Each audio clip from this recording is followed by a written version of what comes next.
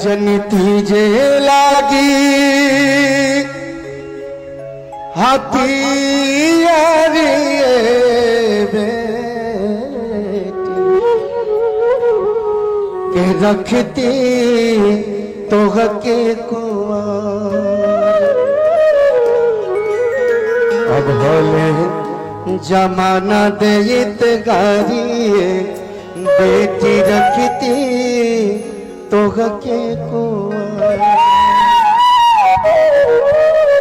भैया हम बतौली बहुत दहेज के गीत गौली, बाकी दहेज के मुख्य कारण का जो ना दहेज के डर से आज महतारिया बाप भ्रूण हत्या करे पर मजबूर बा। बाकी का कभी वो माई बाबू इस समाज सोचता कि घर में पल रहलू बेटी या पैदा होती है जो बेटी ये देश के कितना काम में आ सकेला। केकर उदाहरण दे, हम इतिहास से दे कि अभी के बात बताए, आप सब जानता है। एगो गीत गौली भी हम कैसे टाइल बा मार्केट में भ्रूण हत्या पे मोदी जी के रथ चलल, उससे पहले गोपाल राय के रथ चलल रहे।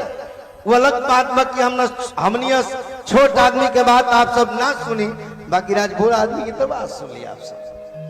हम गौली भैया घर में पल रहा एगो बेटी कहतिया राती के सपना में अपनी माई से, जब ओकरा पता चलल बा कि काल सोनोग्राफी द्वारा पता हो गई बा कि घर में बेटी भी हमार माई बाबू काल गर्भपात कर रही है हॉस्पिटल में, तब राती के सुतला अपना माई के सपना दिखावती है, कहती कि ये माई, अरे माई हमके पैदा होके दे, माई हमके जन्म लेवे दे। जौना दहेज के डर से तू हमके पैदा नहीं कल चाहत, उस दिन तो के दुख ना दे, हम चल देव अपने आप। बाकी हम तो चाहत नहीं रे माई के धरती पे ऐसे पैदा ली कि हम देखी कि हमके पैदा करे वाली हमार माई कैसन बे, हमार बाबू कैसन बने, हमार चाचा कैसन बड़े, हमार चाची कैसन बड़ी, हमार नाना कैसन बड़े, हमार नानी कैसन बड़ी, मामा मामी कैसन बड़े।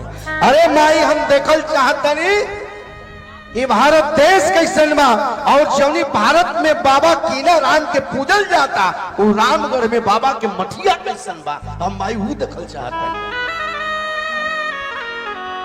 बेटी कहतिया कि अरे माई जदी है जे कोखिया में थिया बिया तोरा तो जदी दीगे कोखिया में मार मोरा बन लला साबत दे कि तोहरी सुरती जाके एक बेरी लिहती निगाह। अतन बसात माई रे मोरा तनिक खेली लिगती कोड़ा, अतन बसात माई रे मोरा तनिक खेली लिगती कोड़ा। ओ मोदी बबलू भाई हमारे मित्र बेटी कहती करे माई हमारा के साथ बा, तोरा तोरा चलती देश के देखती और का इच्छा बा। कैसन बारे मोरा पापा जी, कैसन पापा बारे मोर, कैसन घरवा दुआ, कैसन बारे मोरा पापा जी, कैसन पापा बारे मोर, कैसन घरवा दुआ।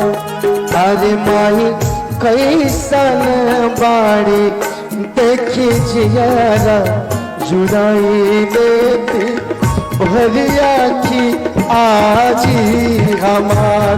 आतन बसात माई रे मोरा कदी खेली लिगती तोरा, आतन बसात माई रे मोरा कदी खेली लिगती तोरा।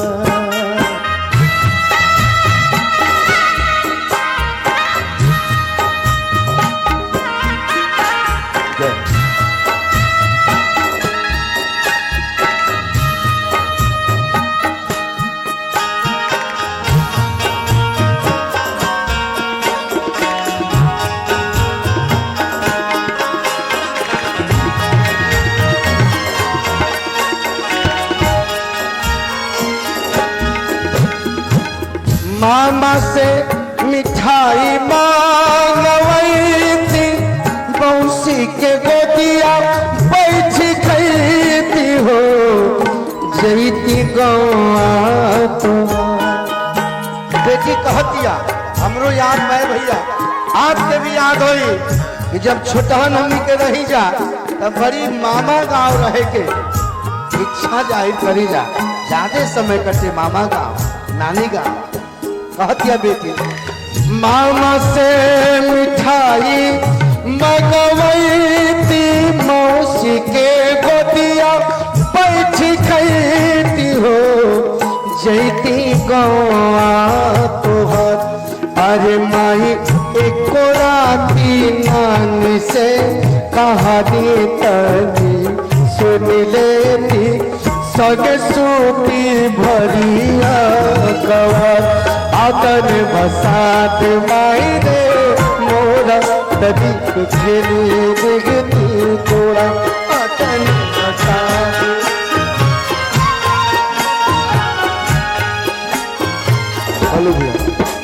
और अंत में जौनी समस्या के डर से बेटी बात कहते, जौनी दहेज के डर से माई बाप पैदा नहीं कर चाह, तू बेटी कहती है करे माई जब हम सियान होखब, जब शादी लायक होखब, तो हम खुद तोरा रास्ता से हट जाबे, समाज के रास्ता से हट जाए। काहे कि बेटी के जमाना दुश्मना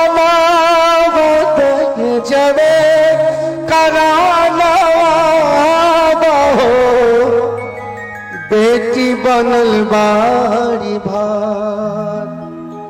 अरे माही दिनवा उआवे से पहिले चली दे भी, ओढ़ी मऊतिया के हार। आप सबसे करवत निरोध निहोरा बा, आप सबसे हम निवेदन करतनी कि बेटी के आप सब बचा ली, बेटी के मरे पर फांसी लगावे पर जरे पर मजबूर मत होके दी, एकर सीधा सीधा हमनी के दोष बा भैया।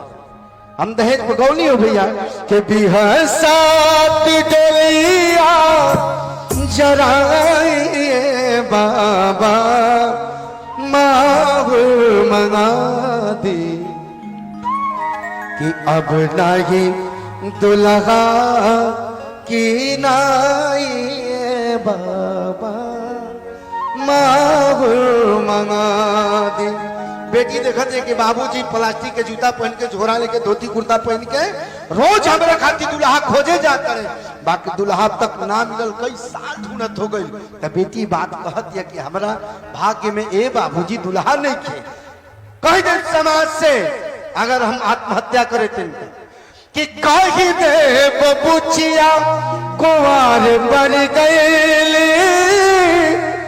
लागल दहेजावा के आग चार गई।